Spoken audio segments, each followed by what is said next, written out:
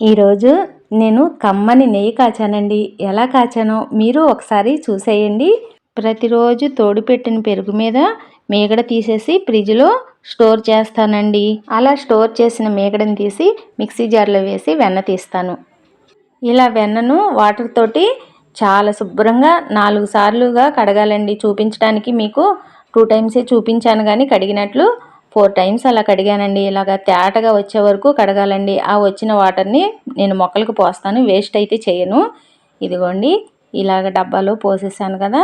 చాలా శుభ్రంగా కడుక్కోవాలండి. ఇలాగ వాటర్ తేటగా వచ్చే వరకు. ఎంత నీట్‌గా కడుక్కుంటే చాలా కమ్మగా ఉంటుందండి. నెయ్యి కూడా 6 నెలలున్నా కూడా కమ్మటి వాసన వస్తుంది. ఇదిగోండి ఈ మాత్రంగా కడిగేసి లోతైన గిన్నెలోకి తీసుకున్నానండి. కాగేటప్పుడు కొంచెం పైకి పొంగినా కూడా కిందకి చిందకుండా ఉంటుందని చెప్పి ఇలాగ గంటితో తిప్పుకుంటూ ఇలాగ మంచిగా కాసేసుకున్నానండి.